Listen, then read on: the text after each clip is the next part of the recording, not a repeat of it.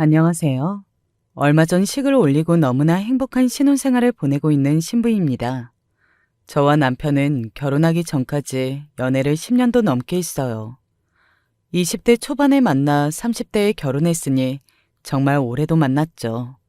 이런 저희가 결혼에 성공하기 전까지는 참 많은 일들이 있었습니다.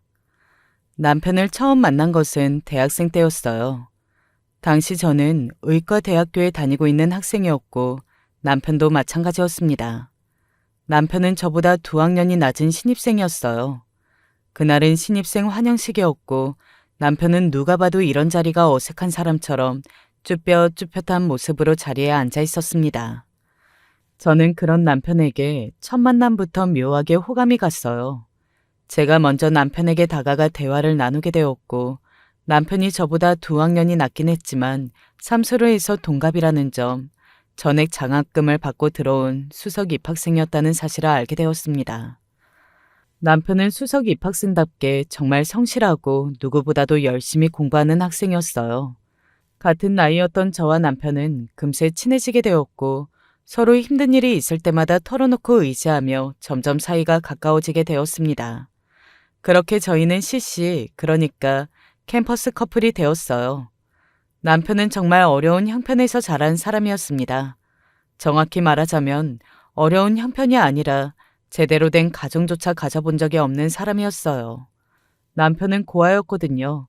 친부모님의 얼굴은커녕 성함조차 알지 못하다고 했습니다. 남편의 어머니는 미혼모였고 갓난아기 였던 남편을 보육원 앞에 버리고 갔다고 해요. 남편은 아주 어렸을 적부터 보육원에서 자랐고 보육원에서 지낼 수 있는 나이는 만 19세까지였기 때문에 성인이 되자마자 퇴소를 했다고 합니다. 그때는 삶이 얼마나 막막하던지 그나마 보육원에서 정착 지원금이라면서 준 돈이 조금 있었어. 그래도 나라에서 나 같은 고아들을 신경 써주기는 하더라고. 그런 돈이라도 없었으면 사회에 정착할 수가 없을 테니까. 그 돈으로 난 바로 고시원에 들어갔고 다시 공부를 하기 시작했어. 보육원 원장님은 꼭 의대에 갈 필요가 있냐면서 내 성적이면 갈 수 있는 대학이 많다고 고집 부리지 말라고 하셨지만 난 의대에 꼭 오고 싶었어. 아주 어렸을 적부터 꿈이었거든. 남편은 어렸을 적부터 의사가 되는 것이 오랜 꿈이었다고 했습니다.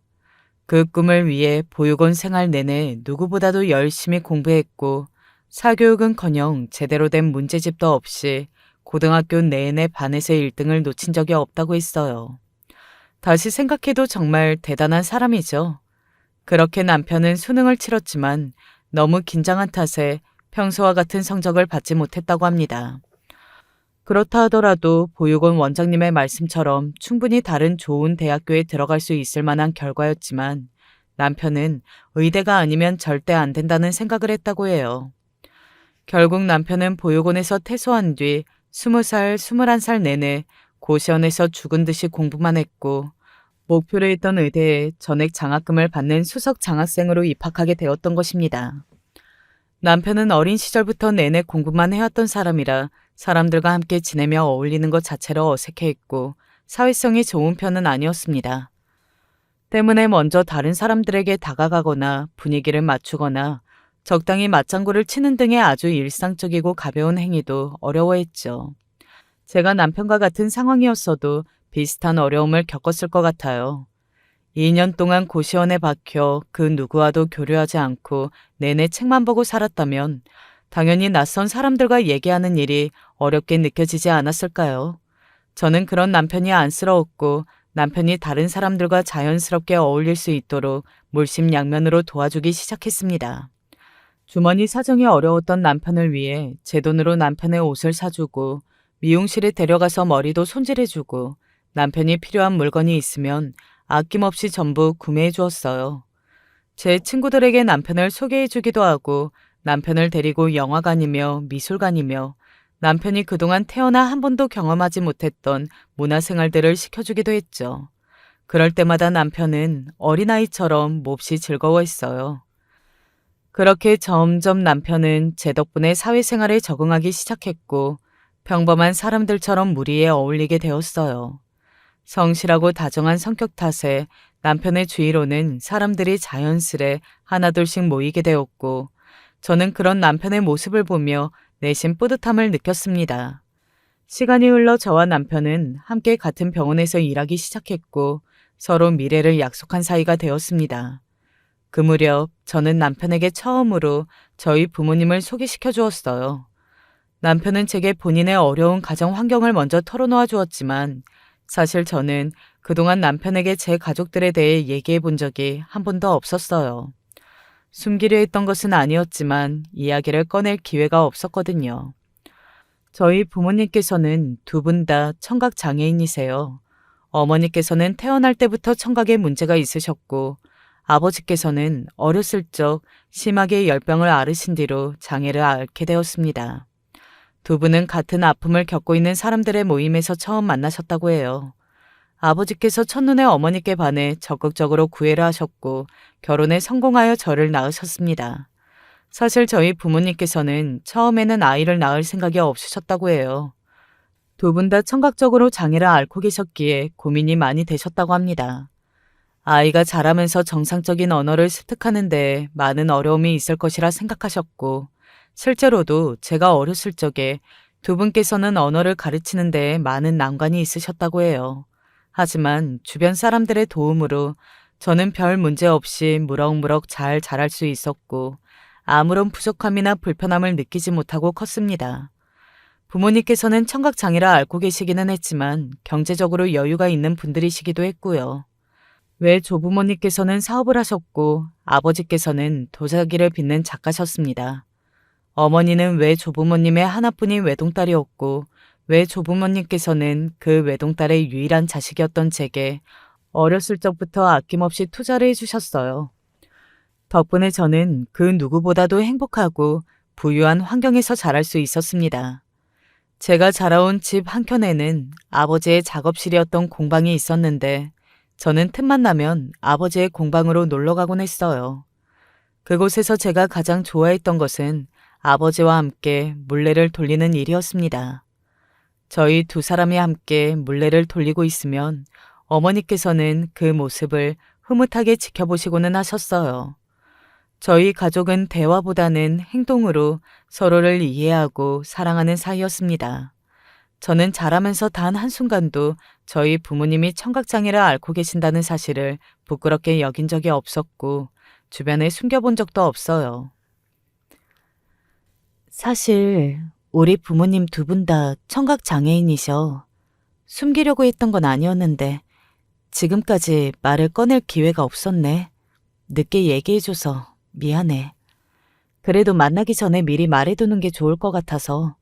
의사소통은 걱정할 필요 없어. 두 분 다 입모양을 읽을 줄 아셔서 조금 천천히 얘기해주기만 하면 아마 문제 없이 대화 가능할 거야. 내가 수화로 통역을 해줄 수도 있고. 제 이야기를 들은 남편은 조금 놀란 눈치였지만 알겠다며 고개를 끄덕였고 그렇게 약속했던 첫 만남 날이 되었습니다. 부모님께 남자친구를 소개해주는 것도 처음이고 누군가에게 제 부모님을 소개해주는 자리도 처음이라 몹시 떨렸어요. 그동안 남편의 이야기를 제게 모두 전해 들으셨던 부모님께서는 따뜻하게 남편을 맞이해 주셨고 남편 또한 긴장하기는 했지만 싹싹하게 부모님께 인사를 하더라고요. 가장 놀랐던 것은 남편이 짧은 시간 동안 수화를 배워왔다는 사실이었습니다. 입모양으로 소통이 가능할 것이라 말해줬음에도 남편은 간단한 수화를 준비해 왔더라고요. 안녕하세요. 감사합니다. 등 인사말과 짧은 본인 소개까지 어색한 수화로 해내는 남편을 보니 눈물이 핑 돌았습니다. 내가 정말 사람을 잘 골랐구나 하는 생각이 들었고 부모님께서도 그런 남편을 보고 몹시 좋아하셨어요. 그날 식사 자리는 아주 화기애애했습니다. 남편은 부모님을 배려하여 천천히 그리고 쉬운 단어들을 골라 이야기를 이끌어갔고 저도 부모님의 수화를 남편에게 통역하여 전달하며 즐거운 대화를 나누었습니다. 첫 만남 뒤에 결혼만 안 했지 남편은 거의 저희 집안 사위나 마찬가지인 관계가 되었습니다. 서로의 생일이면 선물을 보내고 가끔 가다 안부 연락을 하기도 하고 별일이 없어도 함께 만나 식사를 하고 부모님께서는 남편을 아들처럼 아끼고 사랑해 주셨어요. 어렸을 적부터 화목한 가정을 꿈꿔왔던 남편에게 저희 가족은 완벽한 이상향이었다고 합니다. 남편 또한 점점 저희 부모님을 친부모님처럼 생각하게 되었고 수어 실력 또한 날이 갈수록 발전해 갔어요. 그렇게 행복하고 평화로운 나날들이 계속되었고 둘 다 나이가 30이 넘어가기도 했고 병원에서 자리도 잘 잡아가고 있었으니 이제 정말 결혼을 하자는 이야기가 나왔습니다.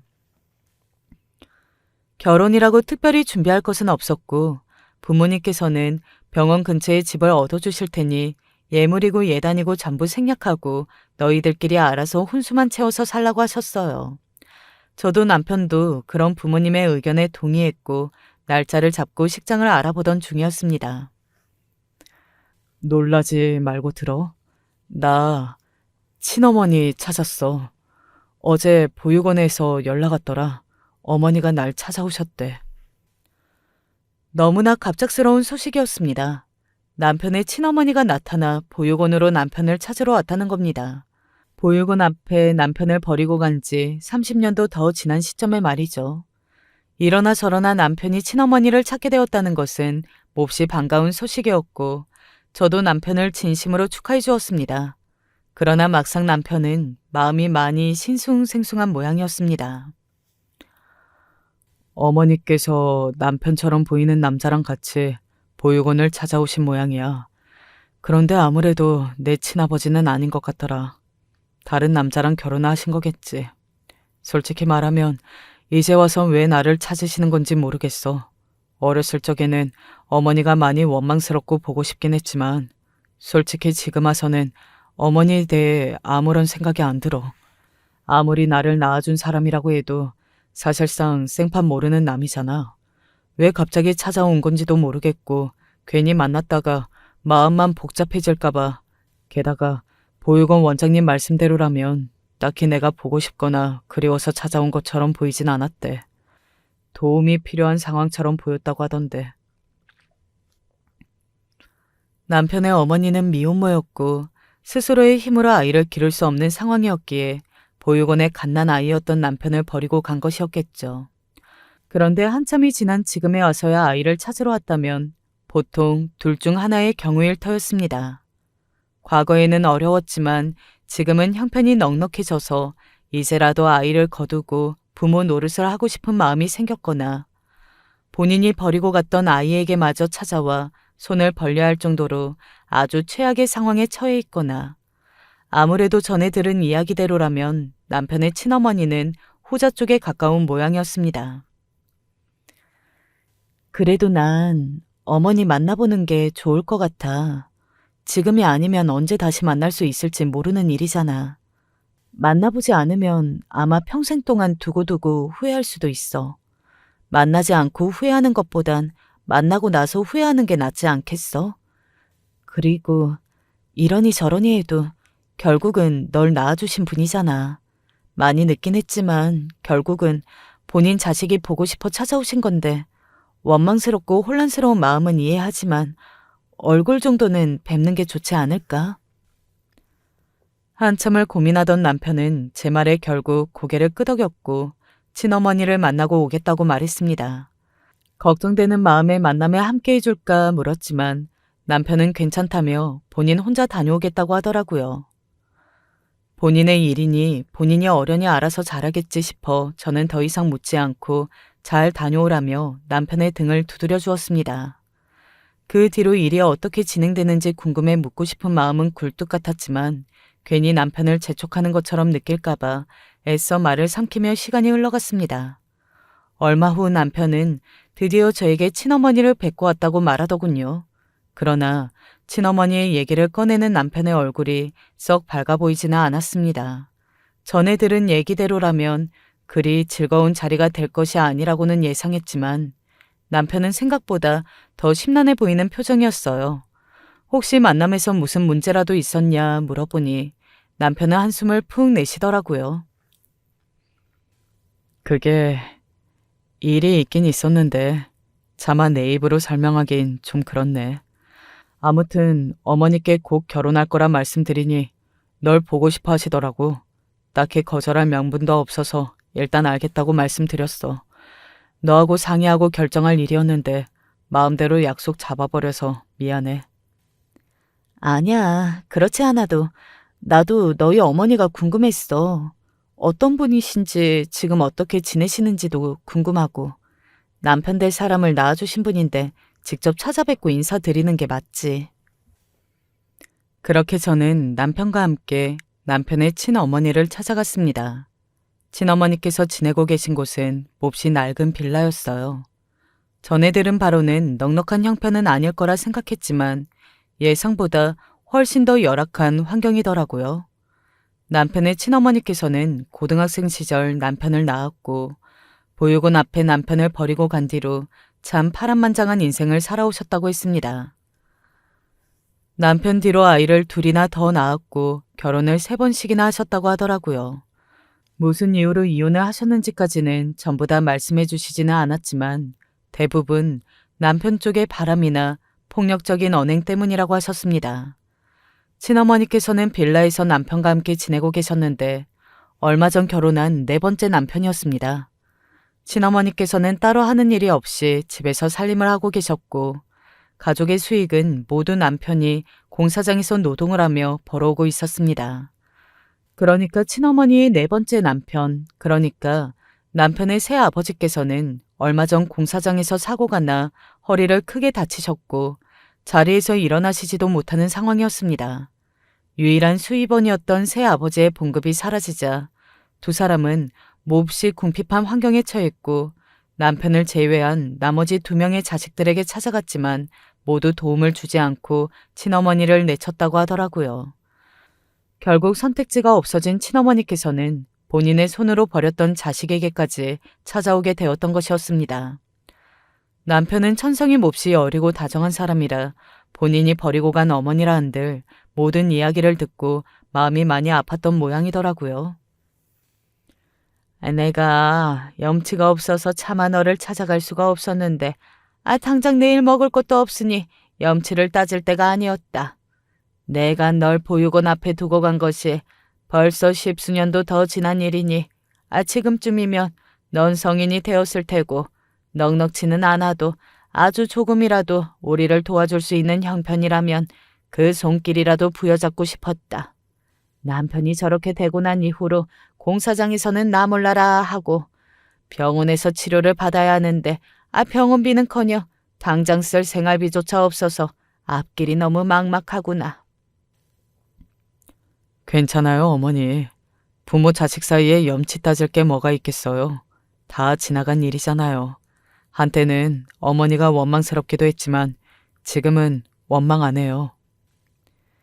이런 나를 용서해줘서 정말 고맙다. 혼자서도 너무나 훌륭한 청년이 되었구나. 게다가 곧 결혼까지 한다고 하니 이런 네 모습을 본 것만으로도 난 여한이 없다.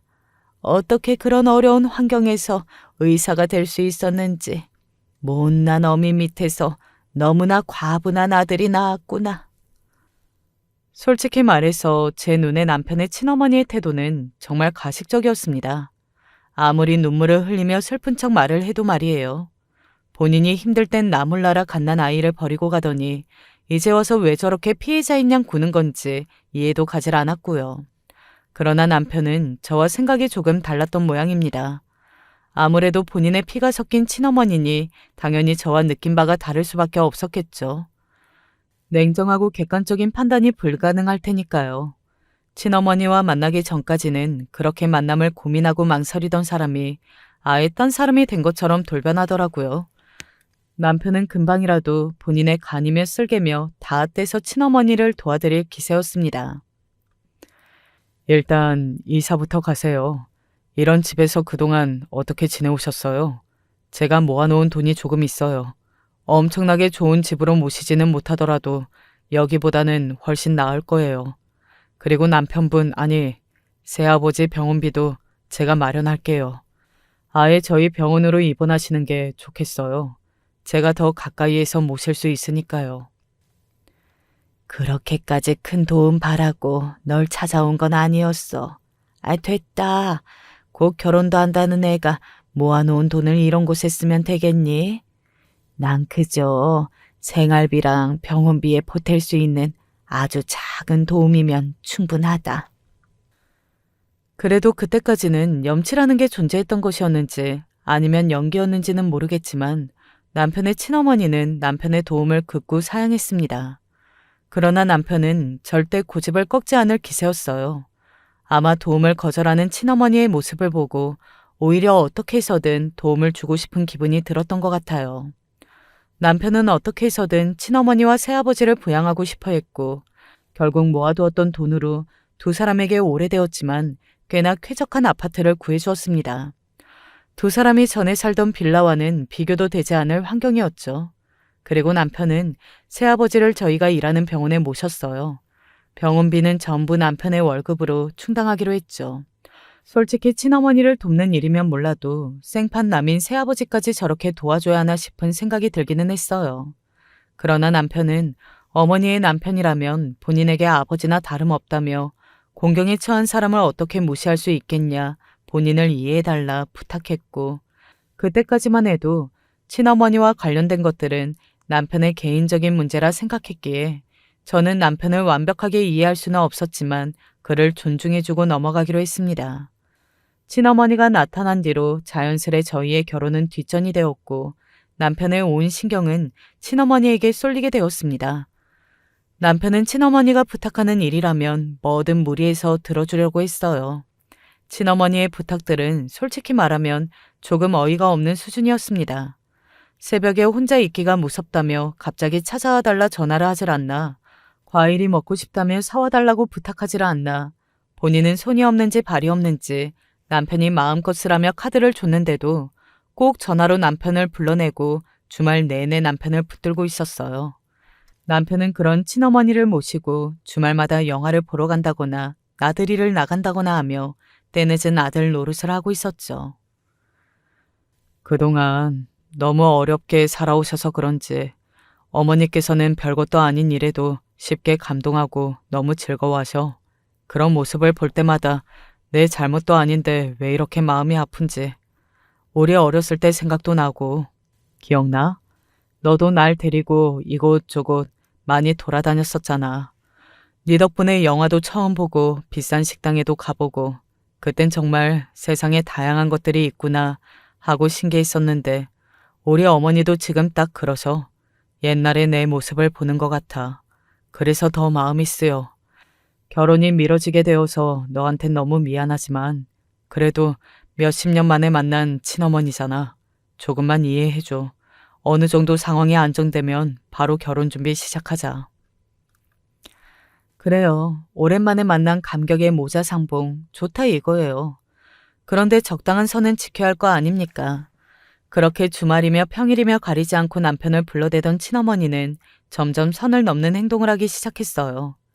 아무것도 모르는 척 순진한 얼굴로 몇백, 몇천짜리 명품 가방이 예쁘다는 친어머니의 한마디에 남편은 본인 월급을 털어 친어머니께 명품들을 가져다 바쳤습니다. 조금 더 편하게 밖을 돌아다니고 싶다는 말에는 중고차를 사다 바치고요. 보다 못한 제가 한마디 하자 남편은 지금껏 좋은 옷, 좋은 가방 하나 못 들어보신 분이니 이 정도는 해드릴 수 있는 거 아니냐. 설마 아니 어머니께서 나한테 돈을 뜯어내려고 일부러 비싼 물건을 요구하셨겠냐. 그리고 내가 언제 너한테 도와달라고 했냐. 내가 번 돈으로 내 어머니 선물 사주겠다는데 왜 그런 식으로 어머니를 모욕하냐며 역으로 화를 냈습니다.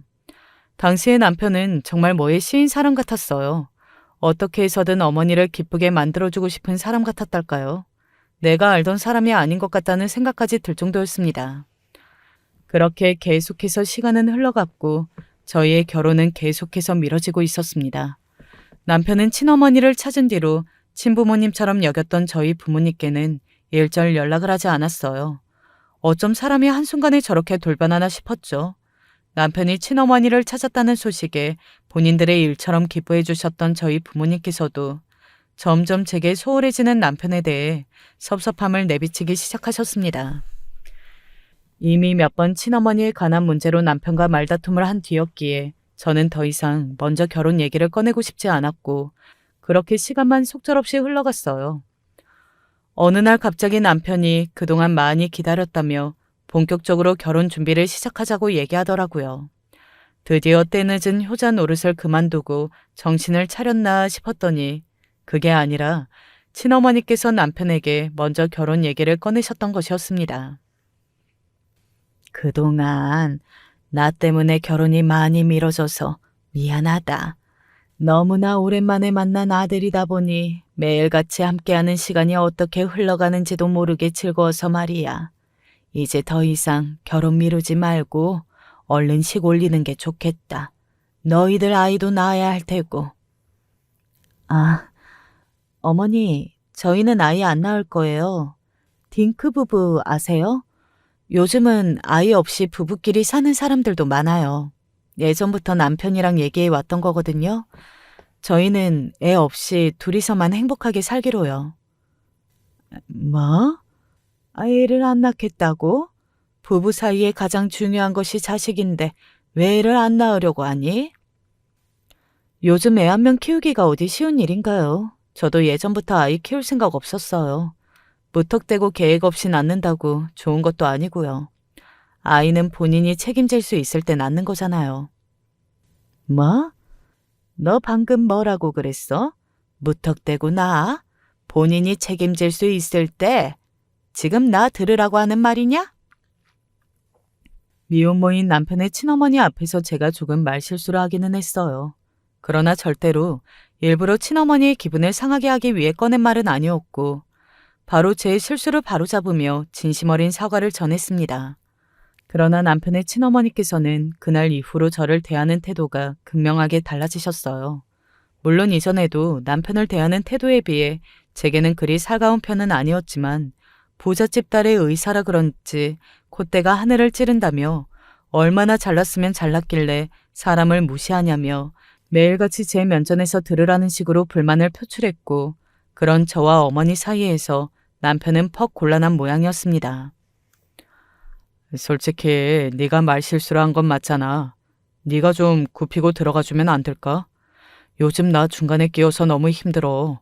어머니 저러시는 거 잠깐이니까 조금만 비위 맞춰드리면 금방 괜찮아질 거야. 어머니 기분 풀리셔야 우리도 결혼을 빨리 진행할 거 아니야. 결국 저는 먼저 고개를 숙이고 들어가기로 했습니다. 남편과 함께 친어머니 앞에서 진심을 담아 저는 결코 어머니를 무시한 적이 없다. 그렇게 느끼셨다니 너무나 죄송하다. 저도 그리 잘난 사람 아니다. 부족한 부분도 많고 앞으로 어머니랑 잘 지내보고 싶다 사과를 드렸고 그런 제 사과를 들으신 어머니께서는 콧방귀를 뀌셨습니다. 누가 사과를 그렇게 나 잘났소 하고 고자세로 하니? 말뿐인 사과 필요 없다. 무시하는 게 아니라고. 네 행동을 봐라.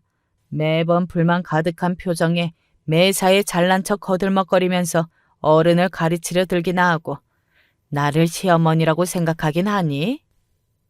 어머니, 오해세요. 이 사람이 얼마나 어머니를 존중하고 있는데요. 처음 어머니께서 저 찾는다고 연락 왔을 때 전 솔직히 고민했었어요. 어머니를 만나러 가는 게 맞을까 하고요. 근데 이 사람이 고민하던 절 설득해 준 거예요. 이 사람 아니었으면 저 어머니 만나지도 못했어요. 그러나 남편의 진심 어린 말에도 친어머니께서는 여전히 요지부동이었고 말뿐인 사과는 필요 없으니 그만 돌아가라 호통을 치셨습니다.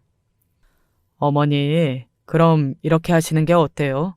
저희가 그동안 해왔던 결혼 준비는 저희들끼리 정한 거니까 어머니께서도 결혼 준비에 참여해 주세요.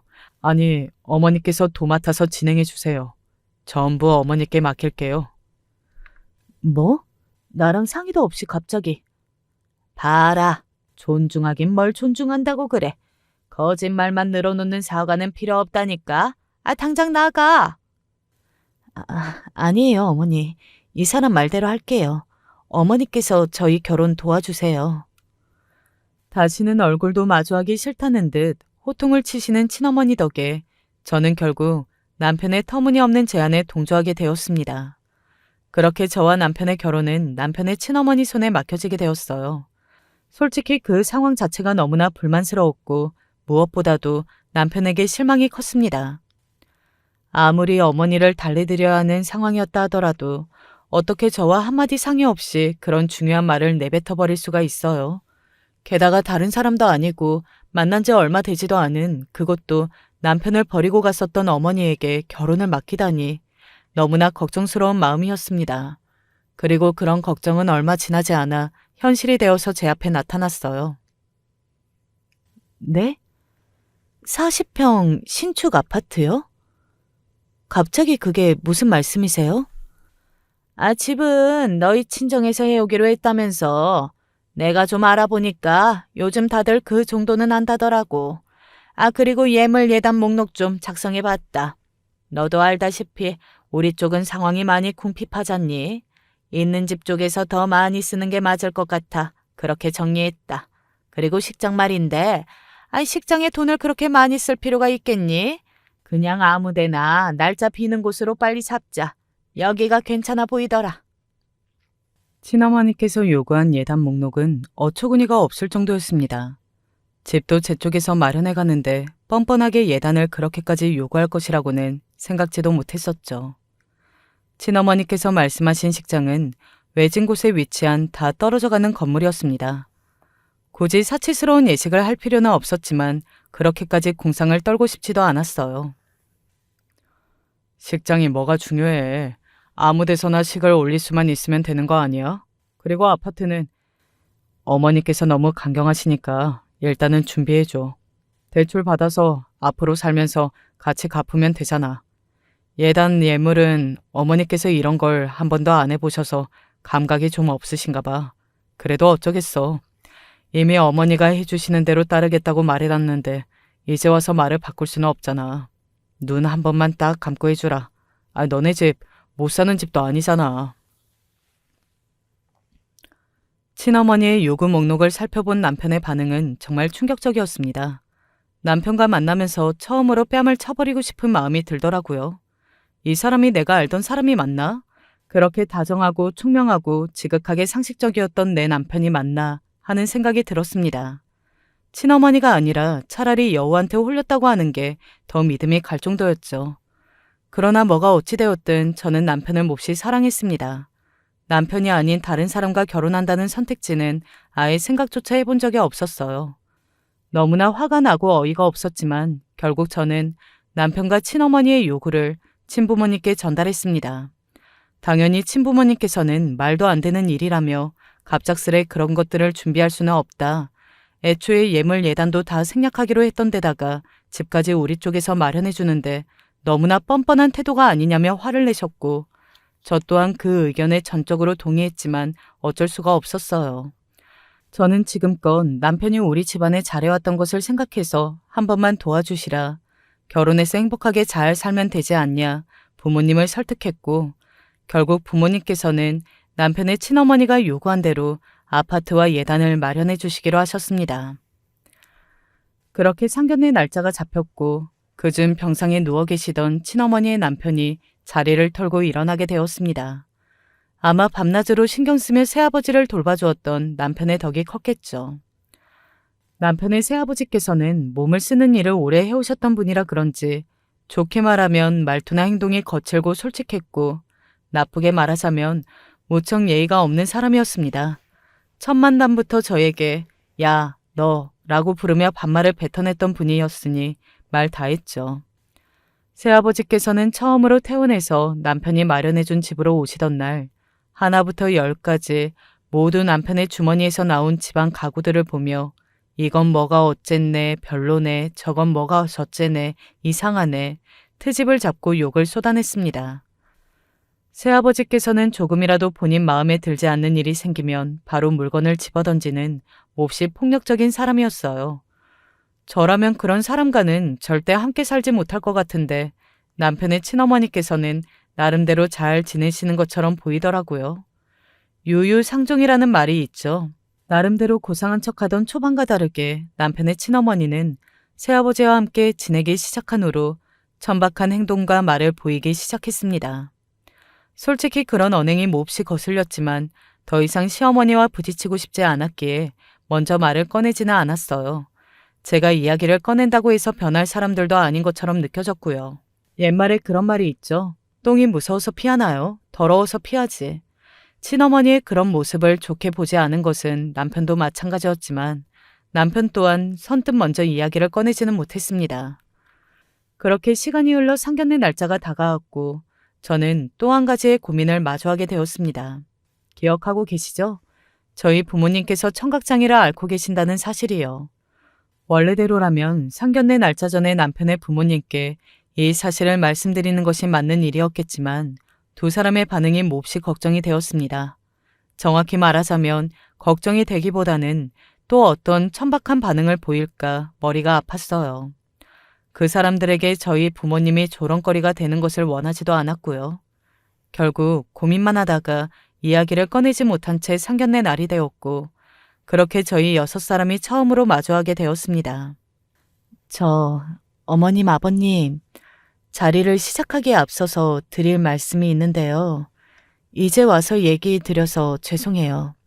계속 말씀드려야지 생각해왔는데 고민만 하다가 이날이 와버렸네요. 사실 저희 부모님 두 분 다 청각장애인이세요. 청각장애인이라고 어렵게 생각하실 필요 없어요. 대화는 제가 통역해 드릴 테니까 편하게 말씀해 주시면 돼요.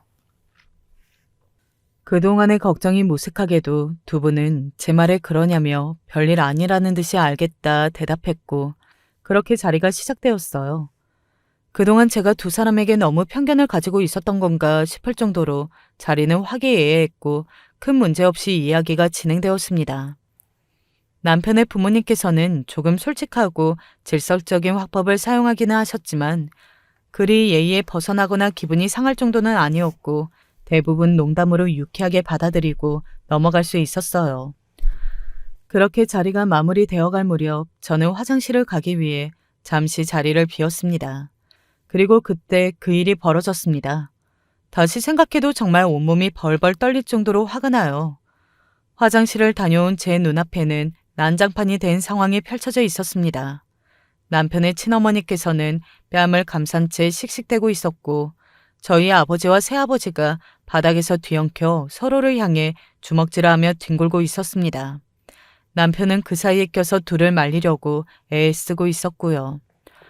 눈앞에 두고도 믿기지 않은 상황에 너무나 놀라 저도 급하게 달려가 간신히 두 사람을 떼어놓았습니다. 왜 이러세요? 갑자기 이게 무슨 일이에요? 네 부모가 정신이 나갔나 보다. 갑자기 가만히 앉아있는 사람 뺨을 쳐? 청각만 문제가 아니라 머리에도 문제가 있는 거 아니냐? 어머니, 그만하세요. 장인어른 장모님께서는 입모양으로 다 알아들으신단 말이에요. 어머니께서 하신 말씀 그대로 전부 이해하셨을 거라고요. 남편의 말에 시어머니는 그 자리에 박힌 듯 뻣뻣하게 굳어 섰습니다. 씩씩대는 숨을 겨우 진정시키신 아버지께서는 남편의 부모님을 죽일 듯이 노려보시다가 그대로 자리를 박차고 나가셨고 어머니와 저는 급하게 그 뒤를 따라 나섰습니다. 도대체 이게 무슨 일인가 싶어 어머니께 물으니 어머니께서는 망설이시며 이야기를 꺼내시더라고요. 제가 자리를 비운 사이에 남편의 친어머니와 새아버지가 저희 부모님을 똑바로 보며 그런 이야기를 나누더래요. 병신들 주제에 꾸역꾸역 어떻게든 자식 교육을 시켜서 의사를 만들어 놨다고요. 그거 아니면 먹고 살 길이 없으니 둘이서 저한테 구질구질 매달렸을 게 안 봐도 뻔하다며 얘기를 듣고 아버지께서는 그대로 친어머니의 뺨을 내려쳤고 그걸 본 새아버지가 아버지께 달려들어 몸싸움이 일어났던 겁니다. 얘기를 전해 들으니 저까지 정말 온몸이 새빨개질 정도로 화가 났어요. 수준 낮은 인간이라는 사실은 알고 있었지만 정말 그 정도일 줄은 저 때문에 이런 모욕을 당하신 부모님께 너무나 죄송한 마음뿐이었습니다.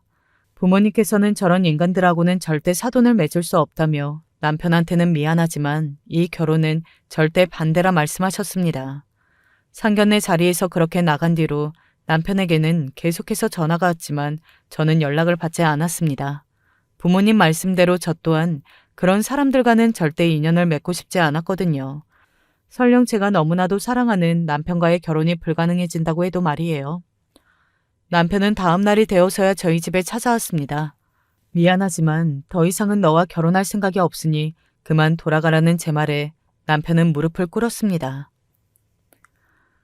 솔직히 처음에는 친어머니라는 사실에 마음이 많이 이끌렸던 건 사실이야.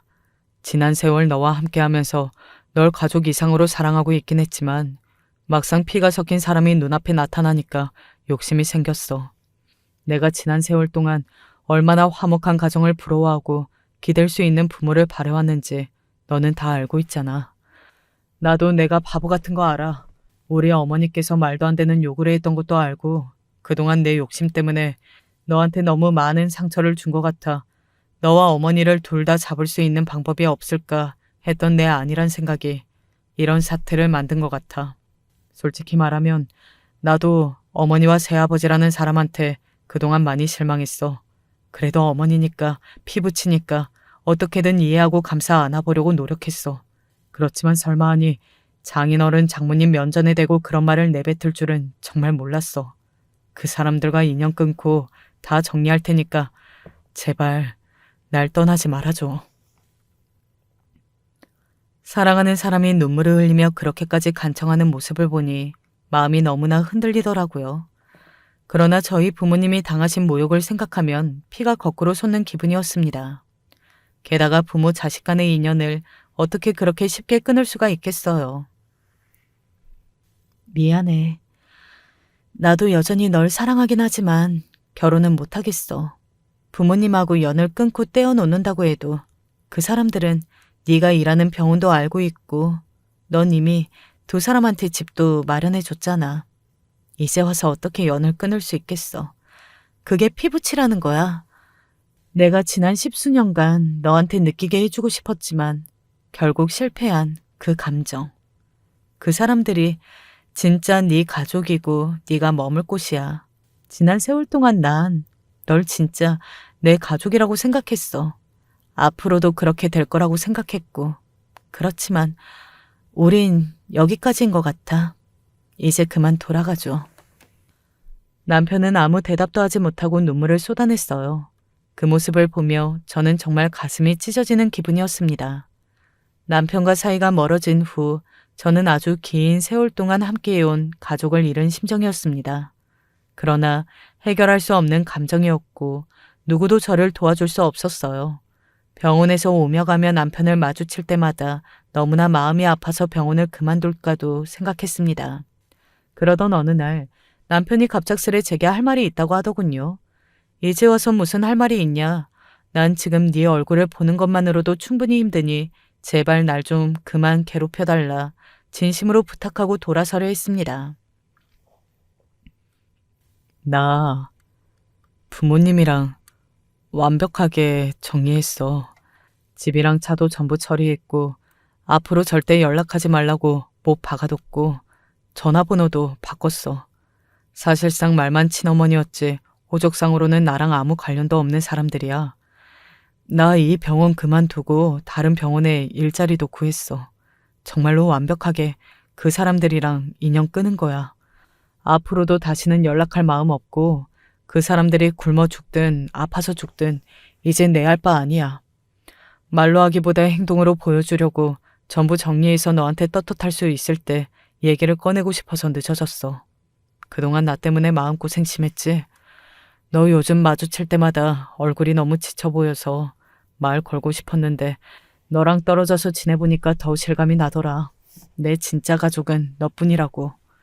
나한테 한 번만 더 기회를 주면 안 될까? 제게서 파혼 선언을 들은 이후로 남편은 머릿속이 너무나 복잡했다고 합니다. 제 말대로 부모 자식 간의 인연이 그렇게 쉽게 끊기는 것도 아니고 게다가 남편의 부모님은 본인이 아니면 당장의 거리로 나앉을지도 모르는 사람들이었으니까요. 처음에는 제 말대로 운명을 받아들이고 앞으로 평생 부모를 부양하며 하나뿐인 피부치를 원망하며 살아가려고 생각했다고 합니다. 그러나 시간이 지날수록 저와 저희 가족이 너무나도 그리웠고 본인의 과오가 뼈저리게 체감이 되었다고 해요.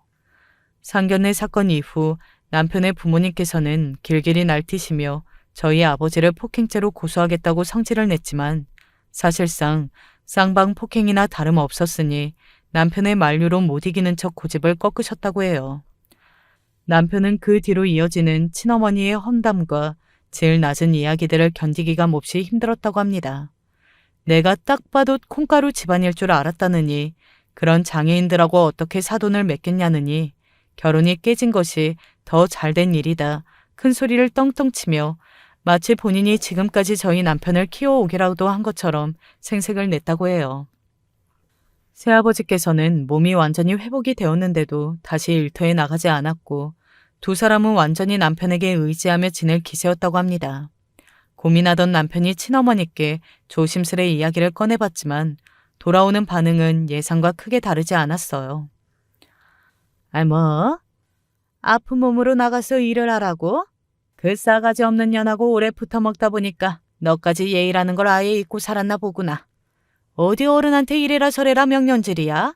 아니면 그년이 사라지니까 이제 네가 날 무시하는 거냐? 결국 남편은 친어머니와의 소통을 포기했고 두 사람은 집에서 매일같이 술판을 벌였다고 합니다. 술에 취한 채로 백화점이며 이곳저곳을 다니면서 남편의 카드를 긁고 비싼 물건들을 사들였고 그것도 모자라 남편이 마련해준 집과 차의 명의를 본인의 명의로 돌려달라 당당하게 요구했다고 합니다. 결국 남편은 폭발했고 친어머니께 그동안 참아왔던 말들을 쏟아냈어요. 그동안 저 스스로가 선택한 길이니 이 악물고 참아보려고 했는데 도저히 이렇게는 못 살겠습니다. 제 남은 인생 동안 내내 당신들 같은 인간들과 엮이며 살아야 한다고 생각하니 너무나 끔찍해요. 어머니께서 저를 보육원에 버리고 가셨을 때부터 사실 저희는 가족이고 뭐고 아무것도 아니었어요. 완벽한 남남이나 다름없었다고요. 제가 정말 너무나 어리석었어요. 이제라도 상황을 바로 잡아야겠습니다. 예, 우리 아들 갑자기 왜 그러는 거니? 내가 말을 좀 함부로 했기로써니 이렇게 바로 돌변하면 안 되지. 난 네 엄마잖아. 내가 널 이 뱃속에서 키워나왔는데 뭐가 완벽한 남남이라는 거야, 응?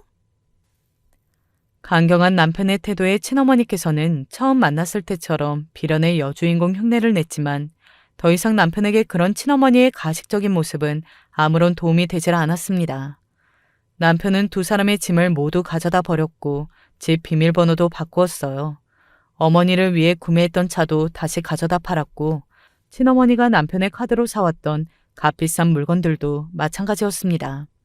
한순간에 180도 달라진 남편의 태도에 친어머니께서는 바짓가랑이를 잡으며 애원을 했다고 해요. 제발 날 버리지 말아달라고, 너마저 날 버리면 죽어버리고 말 거라면서요. 어머니께서 저를 보육원에 버리고 가셨을 때 제가 말을 할 수 있었다면 저도 지금의 어머니처럼 제발 절 버리지 말아달라고 빌었겠죠. 그렇지만 어머니께서는 절 놓고 가셨을 거예요. 저도 마찬가지고요. 이제 당신은 저한테 어머니도 뭣도 아닙니다. 그렇게 남편은 친어머니를 뿌리쳤고 그대로 집을 처분했습니다. 당연히 전화번호도 그날로 바뀌어 버렸고요. 그런 엄청난 결심을 하고 그 모든 것들을 행동으로 옮기고 돌아온 남편에게 제가 어떻게 거절의 말을 내뱉을 수가 있겠어요. 결국 저는 그간의 서러움이 폭발해 그 자리에서 오열을 하고 말았습니다. 남편은 지난 세월 동안 그랬듯이 그런 저를 다정하게 안아주었어요. 그 후로 남편은 저희 부모님 앞에서도 진심 어린 사죄를 했습니다. 정말 너무나 죄송한 마음뿐이다. 씻을 수 없는 상처를 남겨드린 거 알고 있다. 용서해달란 말은 하지 않겠다며 앞으로 평생 친부모님처럼 모시고 살고 싶다. 무릎 꿇고 손이 발이 되도록 싹싹 빌었고 결국 저희 부모님께서도 남편을 용서하셨습니다. 그 뒤로 남편은 정말 일하던 병원을 그만두고 새로운 직장으로 자리를 옮겼습니다.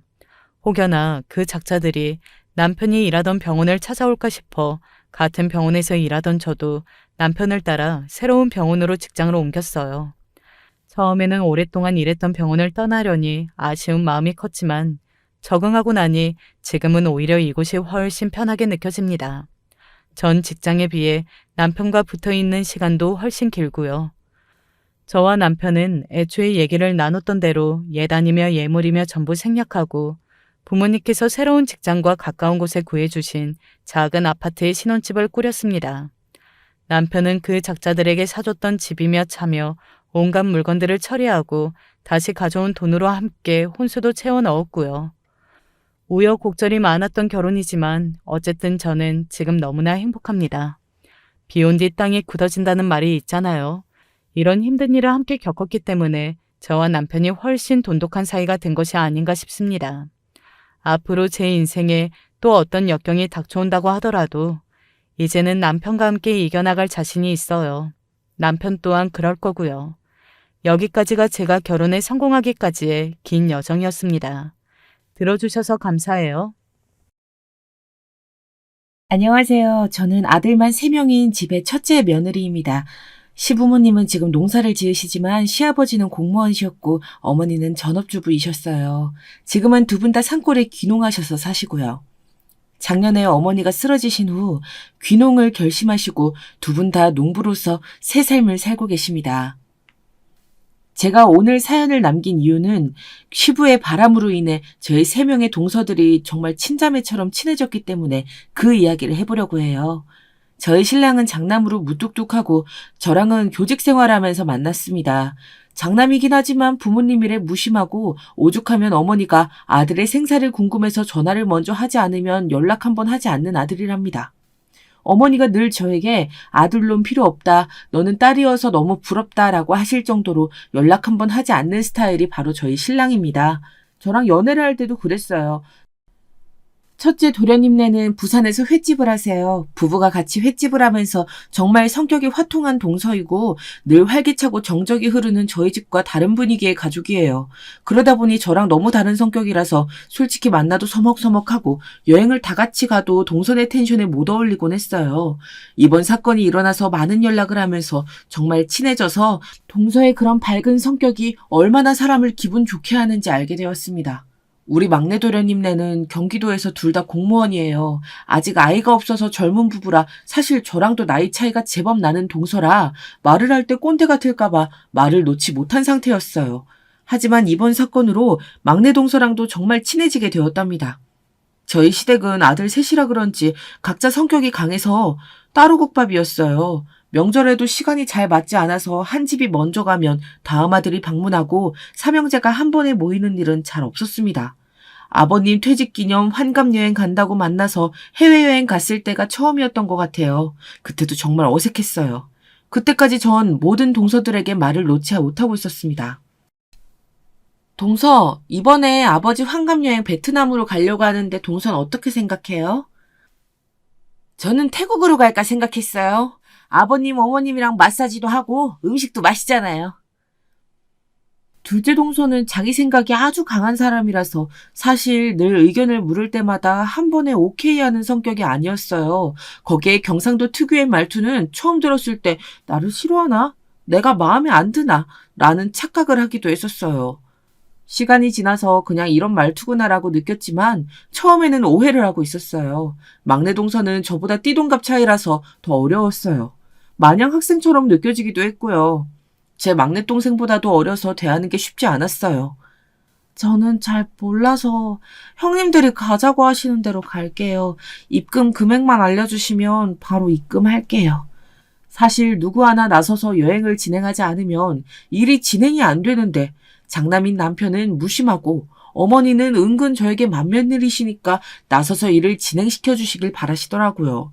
사실 저도 이렇게 나서서 하는 스타일이 아닌데 말이죠. 우선 의견을 내는 둘째네랑 거의 여행 스케줄을 조절했어요. 막내 도련님네는 정말 저희가 하자는 대로 하겠다는 의사가 강했거든요. 태국으로 해요. 아버님, 어머님도 한 살이라도 젊으셨을 때 걸어서 구경하실 거 구경 다니실 수도 있고 저희는 베트남은 가봤어요. 패키지 코스는 형님도 알아보시고 저도 알아볼게요. 둘이서 알아봐요. 네, 그래요. 그럼 태국으로 날짜는 어머니 생신 있는 주말 끼고 가는 걸로 해요. 아, 저희는 주말에 가장 힘든데. 다른 분들이 주말을 포함해야 가능하시니까 그렇게 하도록 할게요. 뭐 어쩔 수 없죠. 여행 한번 정하는데 일주일 동안 정말 스트레스를 받았습니다. 저희 신랑에게 이야기하니 그럼 아무거나 정하고 입금만 하라 그래. 아, 엄마는 왜 굳이 모든 아들들 다 데리고 여행을 가셔야 한다는 건지. 각자 따로 가면 되지 사람 복잡하게.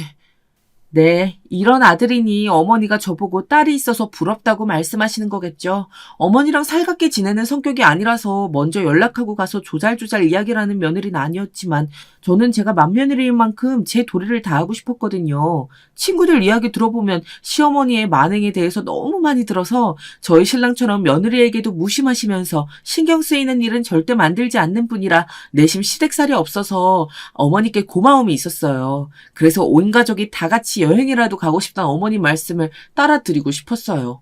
저희 새아들은 어색한데 어머니는 정말 좋아하시더라고요. 아들들 다 같이 모여서 가족 사진 찍은 걸 큰 액자로 만들 만큼요. 사실 이때까지도 며느리들끼리도 친하지 않았고 아들 셋은 성격이 다 다르다 보니 어색해하더라고요. 그랬던 우리가 이번 사건으로 정말 친해졌습니다.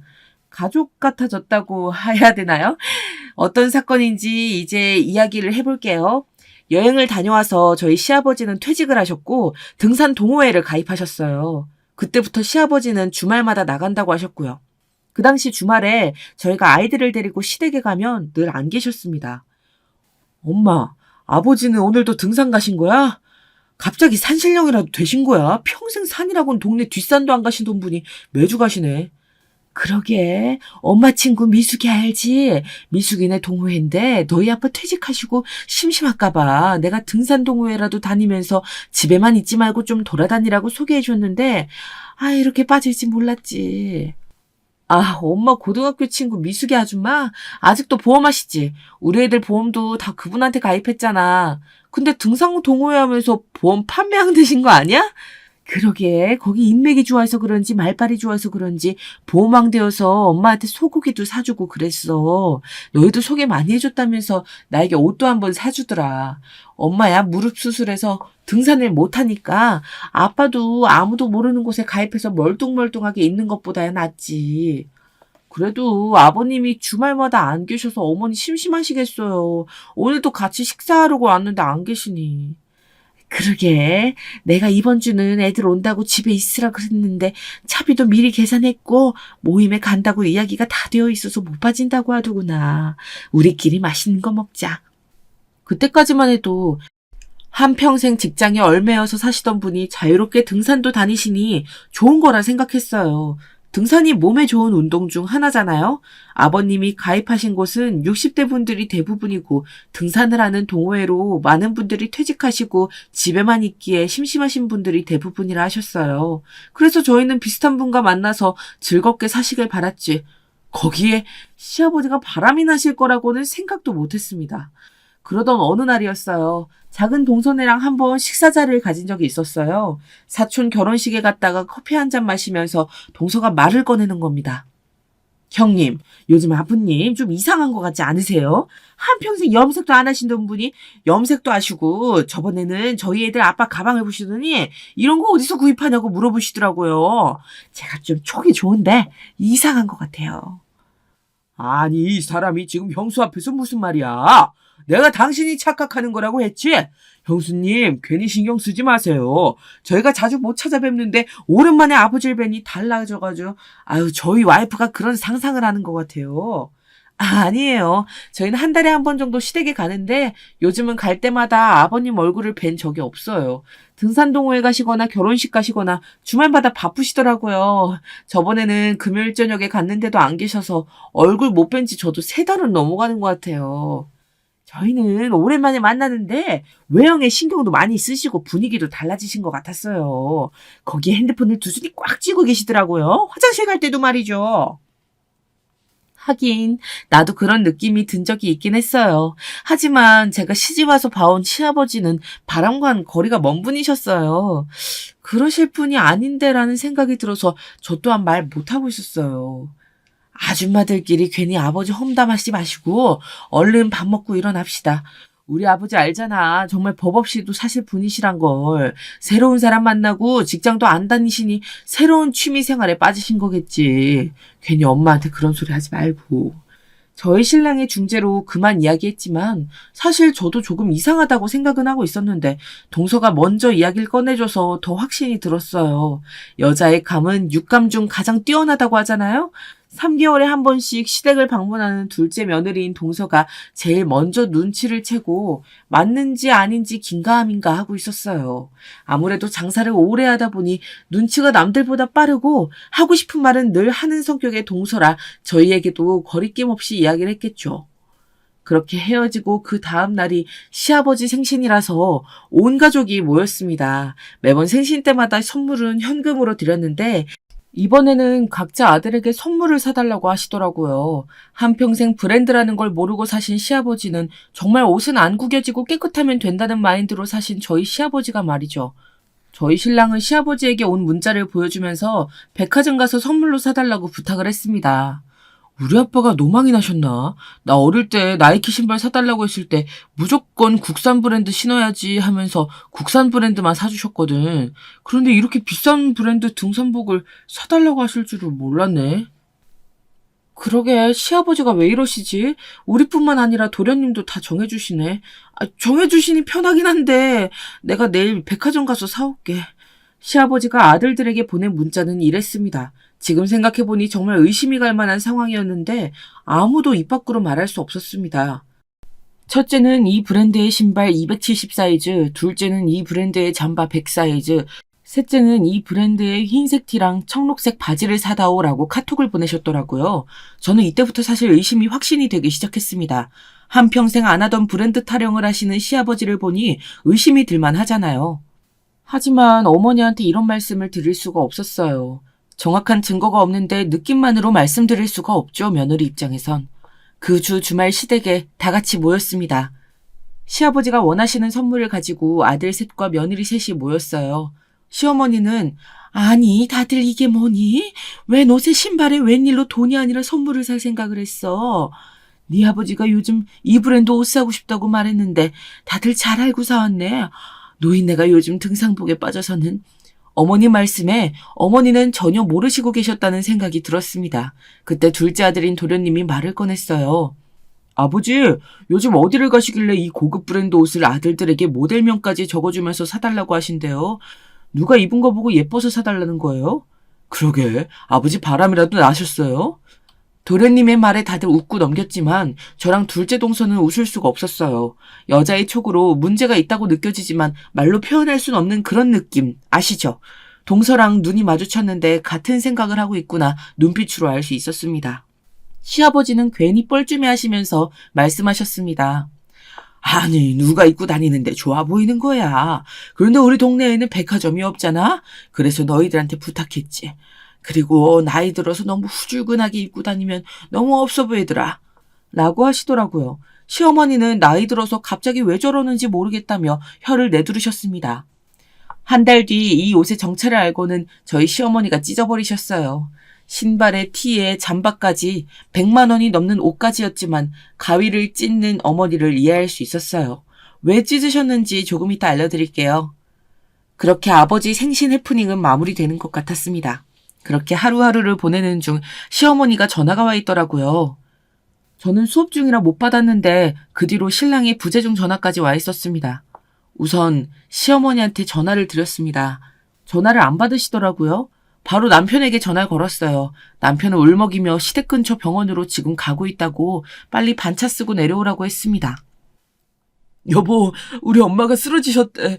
자기랑 재수씨가 아버지 바람난 거 아니냐고 했을 때 알아봤어야 하는데 아버지가 어머니 친구 미숙 아줌마랑 바람이 나서 통화하다가 엄마가 혈압이 올라 쓰러지셨대. 지금 나 병원에 도착했거든. 자기도 여기로 오면 될 것 같아. 여보, 아이들 친정엄마한테 맡기고 내려갈게.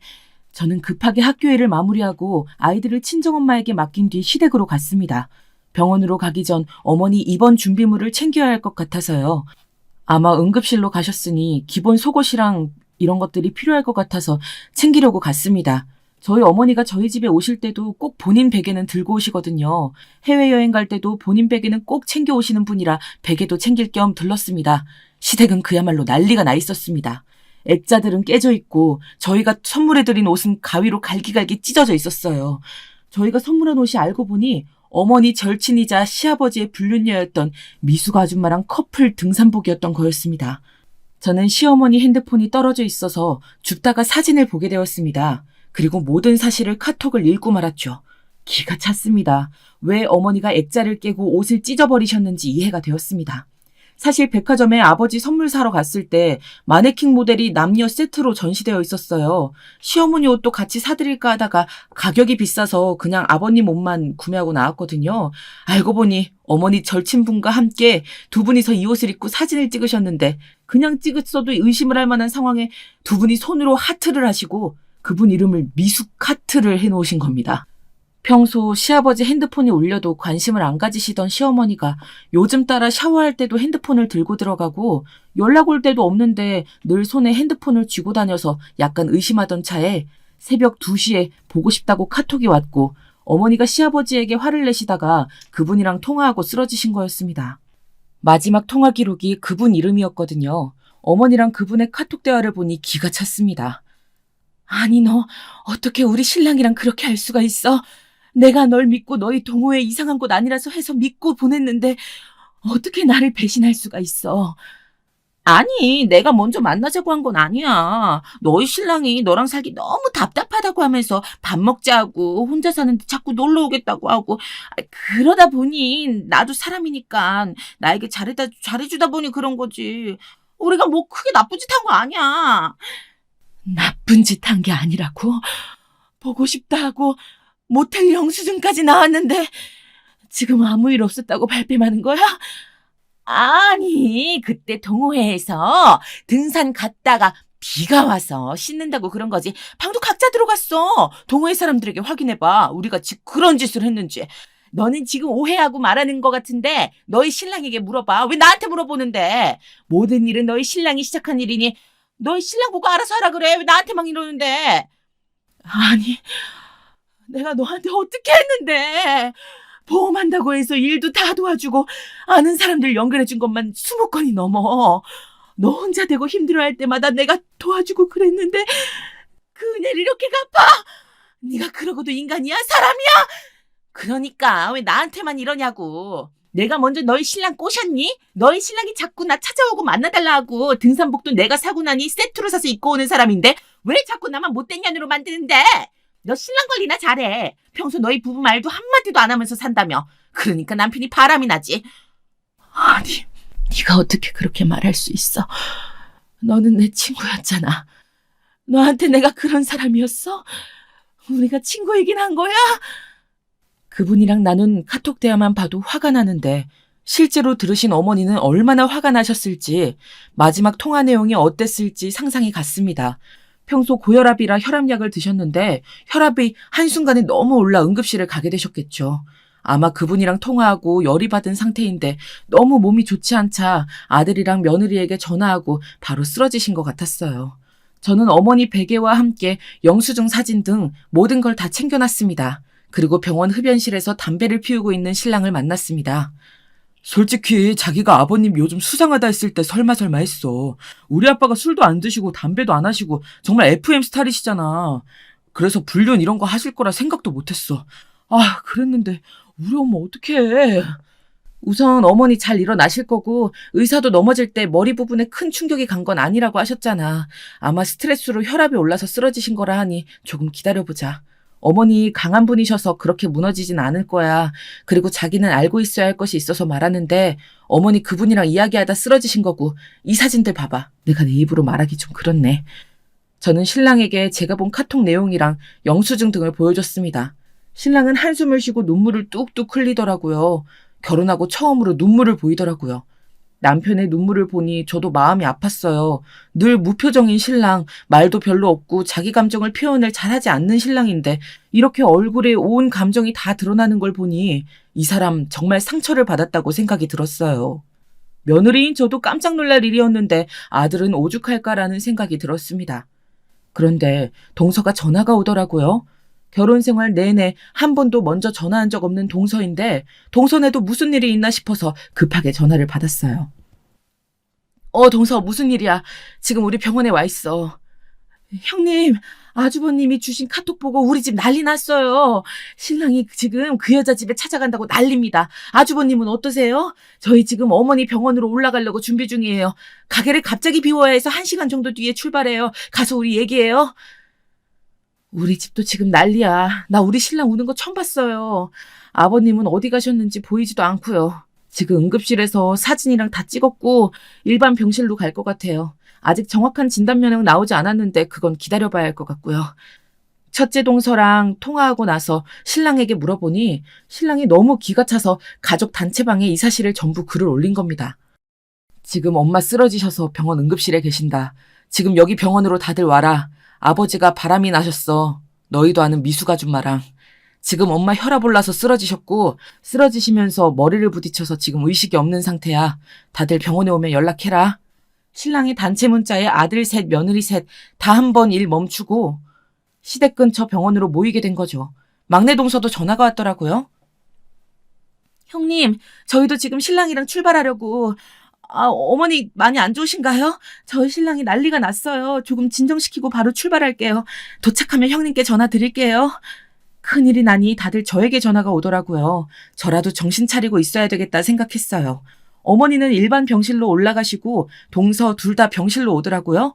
아들 셋은 담배 피우러 나간 건지 나가고 저희끼리 방 안에 있었습니다. 그때 행동력 빠른 첫째 동서가 말을 꺼냈습니다. 아니 그런데 어머니 친구분은 왜 그러신 거예요? 저희 보험해 주신 분 맞죠? 사별하고 어머니가 혼자 사는 친구라 많이 챙겨주시고 보험도 전부 다 그분께 넣어달라 하셔서 저희 보험 다 들고 있잖아요. 정말 믿을 사람 하나 없다더니 친구 신랑이랑 바람을 피우다니. 그런데 아버님은 병원에 보이지도 않네요. 내가 왔을 때부터 안 보이셨어. 자식들 얼굴 보기 부끄러우셨나 보지. 그래도 그렇지. 병실에 우리만 두고 나가시다니 정말 이 일을 어떻게 해야 할지 모르겠네. 저는 잘 모르지만 어머니가 나쁘신 분이 아니라는 건 알겠어요. 한 번도 시집살이 시키신 적도 없으시고 내 아들 하면서 아들만 감싸시는 분들도 많은데 한 번도 그런 적이 없으셔서 전 그저 같은 여자로서 어머니가 너무 안 됐어요. 남편 바람도 정말 상처인데 가장 친하다고 생각한 친구마저 잃어버린 거잖아요. 그 믿음에 배신당한 건데. 나도 그렇게 생각해. 어머니가 지금 계속 주무시는 것도 안 일어나고 싶으신 게 아닐까 싶어. 현실을 마주할 자신이 없는 거지. 나라도 그럴 것 같아서 이해가 가네. 근데 그 불륜 아줌마 이대로 두실 거예요? 생각할수록 너무 열받네요. 아니 친구 남편이랑 그런 짓을 할 수가 있죠? 저 번호도 아는데 전화 한번 해봐야겠어요. 뭐하러 전화까지 해. 우리가 나서면 어머니 면이 더 안 나서지 않을까? 아니요. 정말 제가 다 화가 나서 그래요. 어떻게 인간으로서 그런 짓을 할 수가 있는지. 저희 가게 지난달에 보험 새로 가입했을 때 얼마나 어머니를 생각하시는지 그 모습이 다 가시게였던 거잖아요. 어머니한테 잘해라. 너희 어머니 정말 좋은 분이시다 하면서 이야기했는데 진짜 정말 가증스러워요. 행동력이 빠르고 추진력이 좋은 동서는 그렇게 시아버지의 불륜녀이자 어머니의 친구분이자 저희 온 가족의 보험 설계사인 그분께 전화를 걸었습니다. 솔직히 일이 어떻게 되었는지 궁금하기도 했습니다. 여보세요. 어머, 전화를 받으시네요. 전 부끄러워서 전화도 못 받으실 줄 알았는데 저희 어머니 지금 병원에 쓰러져서 오셨어요. 알고 계세요? 아니, 어머니한테 잘하라고 하시더니 뒤에서 그런 짓이나 하고 안 부끄러우세요? 그건 며느리분이 할 이야기는 아닌 것 같네요. 그리고 저한테 뭐라 하지 마시고 그쪽 아버지랑 이야기하세요. 왜 저희 이야기를 며느리들한테까지 한 건지 부끄러운 줄 알아야지. 부부 사이가 안 좋아서 일이 이렇게 된 걸 왜 저한테 뭐라 하시는지 모르겠네요. 아니, 지금 말 다 했어요. 지금 죄송하다. 어머니는 괜찮으신지 먼저 물어봐야 하는 거 아닌가요? 당신 정말 어머니 친구 맞아요? 아니, 나 혼자 잘못한 거야. 당신 시아버지가 먼저 시작한 거고 난 어쩔 수 없이 일이 이렇게 된 건데 왜 당신 어머니도 그렇고 나한테만 뭐라 그래? 그리고 며느리는 남 아닌가? 이번 일 어른들 일이니까 나서지 마세요. 아니, 당신 이런 사람이었어? 우리 시어머니한테도 이렇게 말했어? 당신 정말 시어머니를 친구로 생각한 거 맞아? 진짜 사람 못됐다. 그렇게 전화를 끊더라고요. 옆에서 듣고 있는데 너무나 화가 났습니다. 같은 여자로서도 화가 났지만 저렇게 자기밖에 모르는 사람에게 시어머니는 반찬도 해주시고 저희 아이 보험도 다 저분께 무조건 넣어달라 부탁까지 하셨습니다. 혼자서 아들 키운다고 고생한 친구라면서요. 그런데 그 친구라는 사람은 어머니가 쓰러졌는데도 일말의 미안함도 없는 것 같더라고요. 아니, 뭐 저런 사람이 다 있어? 지금 우리에게 남이니까 신경 끄라고 한 거죠. 와, 저 정말 화나는데요? 사실 제가 시집 온 지 1년밖에 안 되어서 시어머니랑 끈끈한 정이 있는 건 아니지만 그래도 이건 아니죠. 그래도 우리 신랑 어머니이고 제 가족인데 저 너무 화나는데요? 형님, 우리 이대로 두면 안 될 것 같아요. 우선 보험회사에 연락해서 보험 철회부터 알아봅시다. 저런 사람 밑에 돈 들어가는 거 정말 싫어요. 저희 집뿐만 아니라 지금 모든 가족들 보험 다 저 아줌마 이름으로 가입했잖아요. 정말 사인 받으러 올 땐 그렇게 어머니 칭찬하면서 좋은 친구라 그러더니 이제 와서 자기는 아무 잘못도 없다는 식으로 말하는 거 보니 가만히 있으면 안 될 것 같아요. 그때 저희 신랑들이 들어왔습니다.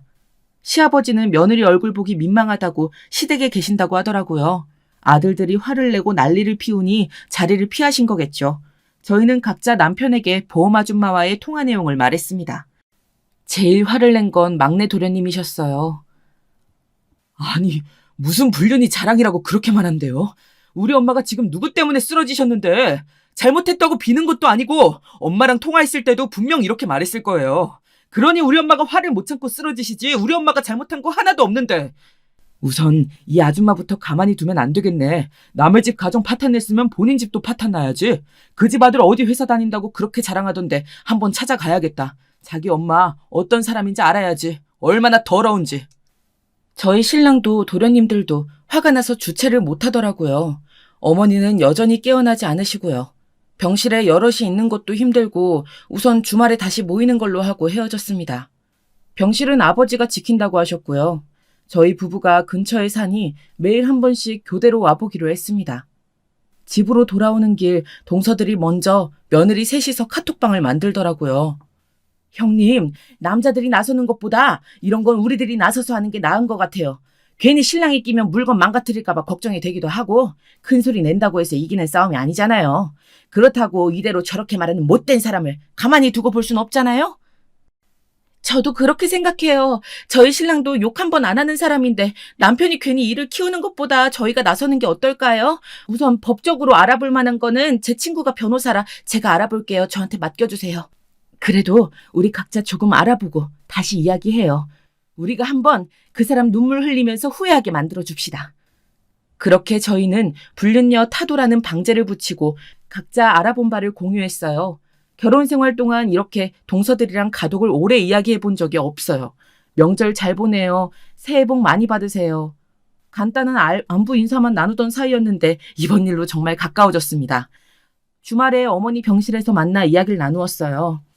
우선 보험 해지하거나 담당자 변경을 요청했어요. 그리고 이유를 유부남을 꼬시고 다니면서 보험을 계약하는 사람이라고 하니 본사에서도 아무 말 없이 다른 분으로 바꿔주시더라고요. 그리고 2개월 안에 든 보험은 다 해지했어요. 본인에게 제일 피해를 줄 수 있는 방법이더라고요. 변호사 친구에게 물어보니 이혼을 전제로 하느냐 아니냐에 따라 달라지는데 신랑은 그래도 부모님이 이혼하지 않았으면 하시더라고요.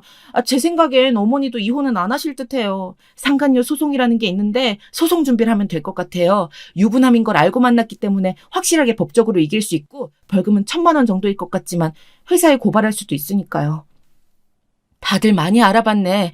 우리 신랑은 그 아줌마 아들 만나러 간다고 하더라고요. 나도 같이 가려고 생각하고 있어요. 신랑이 혹시나 흥분해서 할 말 못할 말해서 법적 소송 걸리는 것도 우린 공무원이라 조심해야 하거든요.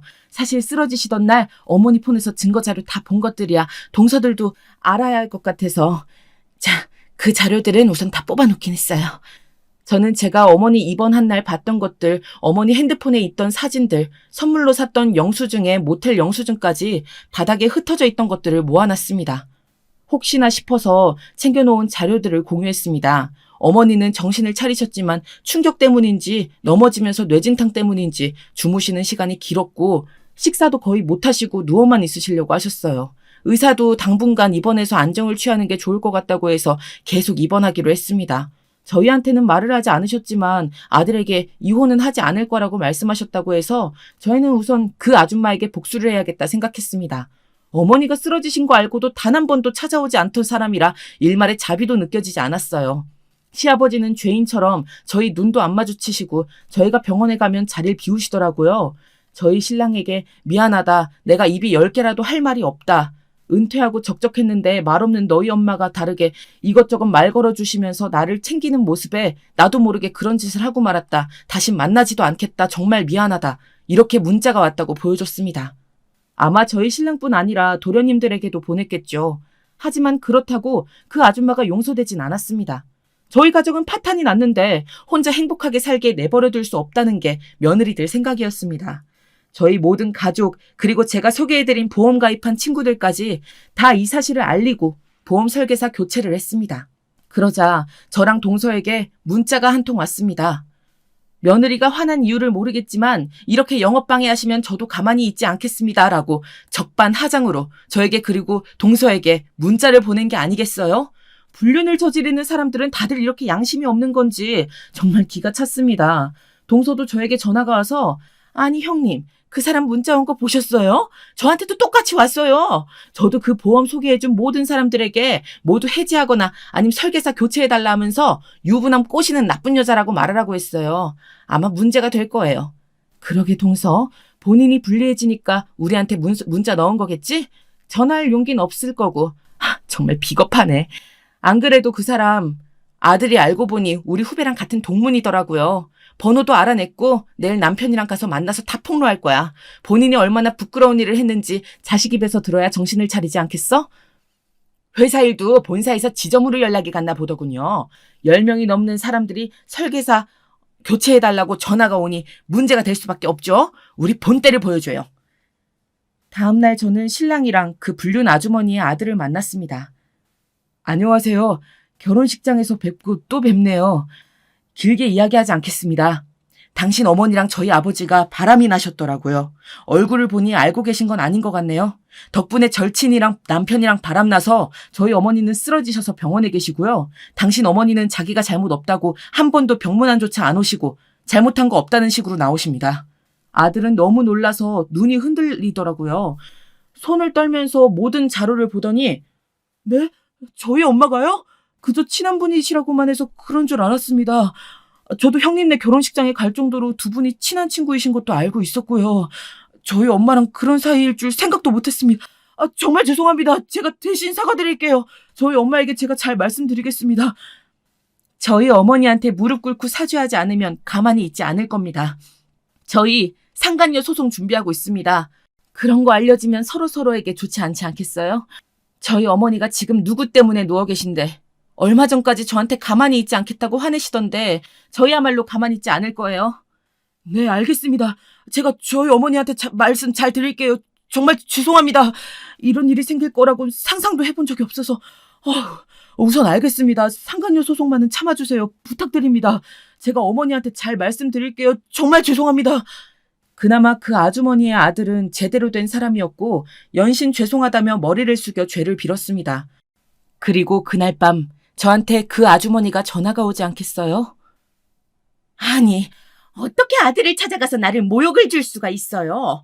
우리 아들이 저보고 인연 끊고 살자고 하잖아요. 아니, 내가 혼자 잘못한 것도 아닌데 왜 내가 가서 빌어야 해? 당신 시아버지도 같이 잘못한 건데 왜 나 혼자 가해자가 되는 건데? 네, 저희 시아버지가 잘못하신 거 맞죠. 하지만 지금도 연락하세요? 안 하실걸요? 지금도 하신다면 연락하신 거 증거 가지고 오세요. 그럼 쌍방 잘못한 걸로 인정할게요. 그리고 진심으로 시아버지는 사과하셨고요. 시어머니, 시아버지가 이혼을 하시든 안 하시든 그건 어머니의 마음에 달린 거죠. 그리고 당신이 한 번이라도 사과를 했다면 우리도 이렇게 하진 않았을 겁니다. 저는 저희 어머니한테 진심으로 사과하길 바랐습니다. 어머니 죄는 하나도 없는데 어머니 죄처럼 말하는 불륜녀의 말을 듣고 있자니 너무나 화가 났습니다. 왜 다들 바람을 피우면 가만히 집안 살림을 하는 와이프에게 그 탓을 돌리는 걸까요? 시아버지도 물론 잘못했죠. 가장 큰 잘못을 한 사람이죠. 하지만 그분 또한 친구의 남편이랑 바람을 피운 거고 친한 친구의 40년간의 우정을 한순간에 무너뜨리는 행동인데 잘못을 인정하지 않는다는 게 정말 화가 났습니다. 듣는 여러분들도 화가 나지 않나요? 바람 피운 사람들이 잘못인데 어머니에게서 그 탓을 돌리려고 한다는 게. 그리고 저는 그분께 말했습니다. 우리 동서가 상간녀 소송 준비하고 있어요. 동서가 변호사 절친이 있어서 이번에 도움을 주기로 했대요. 상간녀 소송하면 회사에도 알릴 거고 아들분은 제발 상간녀 소송만은 참아달라고 빌던데 갈 때까지 가볼까요? 그분은 제 이야기가 끝나기 무섭게 시어머니 찾아가서 사과할게. 정말이지. 하시곤 전화를 끊으시는 겁니다. 저는 이 모든 사건들을 동서들에게 알렸습니다. 동서들은 다 같이 격분하면서 다음번에 그 불륜녀 만날 때 같이 만나자고 하더라고요. 아침 드라마처럼 물을 끼얹을 순 없지만 욕이라도 한마디 해주고 싶다고요. 저희는 어머니 병실에 올 때 보자고 했습니다. 그런 일이 있고 그 주에 어머니를 뵈러 병실에 갔습니다. 동서들도 다 같이 어머니 병원 앞에서 만나서 같이 들어갔어요. 어머니는 저희를 보자 정말 부끄럽고 창피하지만 이렇게 내 편이 되어주는 며느리가 있어서 고맙다고 우시는 게 아니겠어요? 그때 저와 동서 둘도 같이 울었어요. 그 순간 우리가 가족이구나라는 생각이 들었습니다. 사실 며느리들끼리도 남 같은 존재였거든요. 서로 먼저 연락하는 일 없이 정말 안부 인사만 하는 사이였습니다. 하지만 이번 일로 인해 서로 감기 걸렸으면 걱정해주고 맛있는 건 공유하고 정말 가족 같은 사이가 되었습니다. 그리고 아들 셋도 저희처럼 좀 더 가까워진 것 같더라고요. 저희가 있을 때 그 아줌마가 왔습니다. 과일 바구니를 들고 들어오다가 저희를 보더니 흠칫하시긴 했지만요. 내가 미안해. 너에게 먼저 사과를 했어야 하는데 내 죄를 인정하기 싫었어. 괜히 너 핑계댄 것도 미안해. 솔직히 내가 먼저 그런 거 아니고 이런 말하기 싫었지만 네가 부러웠어. 그래서 그랬나 봐. 미안해. 다신 내 얼굴 안 보고 싶겠지만 잘 지냈으면 좋겠다. 너희 며느리들이 나에게 한 짓 다 들었지? 너 며느리 복 있나 보다. 매번 아들밖에 없어서 외롭다고 하더니 이렇게 네 편인 며느리가 있어서 좋겠네. 너희 며느리들 때문에 난 내 아들이랑 인연도 끊어지게 생겼는데. 아무튼 미안하다. 어서 쾌차하길 바래. 지금 그게 사과하는 거예요? 정말 상간녀 소송 가야겠어요. 똑바로 사과하세요. 내가 지금 당신들 때문에 회사도 잘리고 아들도 인연을 끊는다 그러던데 내가 좋은 말이 나올 것 같아? 내 목숨줄을 다 끊어놓고는 지금 미안해. 정말 미안해. 내가 다 잘못했으니까 내 일도 다시 하게 해줄래? 아님 내 아들에게 없던 일이라도 해줄래? 하면서 빌어야 해요? 정말 나도 잘못한 거 아니까 이제 그만해요. 일도 잘리고 아들에게 비난받으면서 나도 내가 가진 모든 걸 잃었으니 내가 다 잘못했다고요. 다 잃은 나에게 뭘 더 원하는 거야. 그렇게 어머니의 친구이자 시아버지의 불륜 상대였던 분은 울면서 나가셨습니다.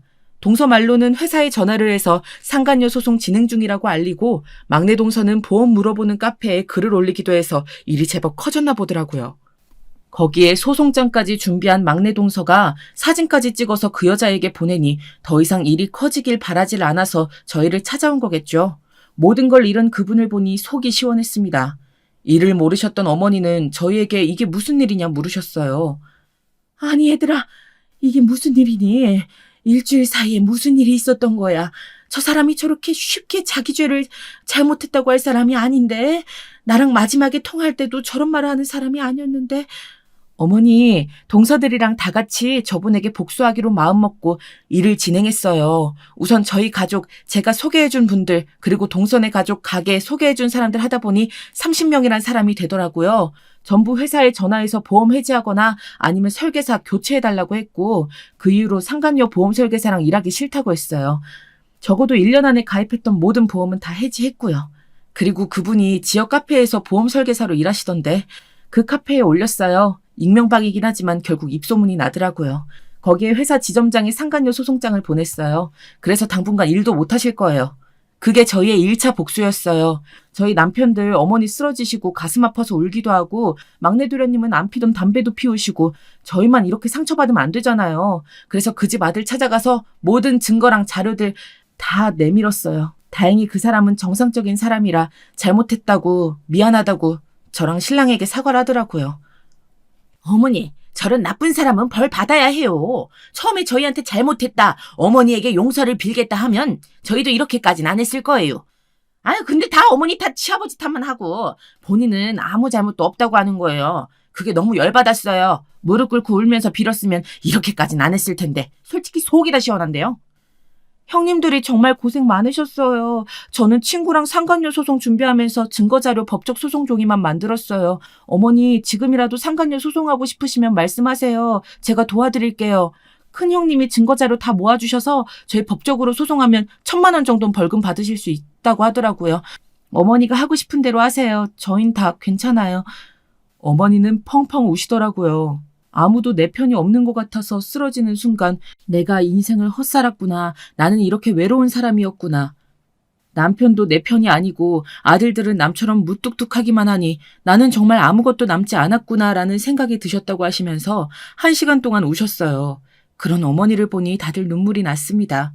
어머니에게 조금 더 먼저 다가가서 먼저 전화 한 통하는 며느리가 되어야겠다 생각이 들었어요. 그리고 동서들에게도 먼저 살갑게 다가가는 형님이 되어야겠다 생각했어요. 이번 사건으로 인해 시아버지는 모든 재산을 어머니 명의로 바꾸셨고요.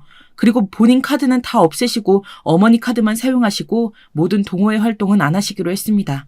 대신 어머니 고향에 집을 짓고 농사일을 배우실 거라 하셨습니다.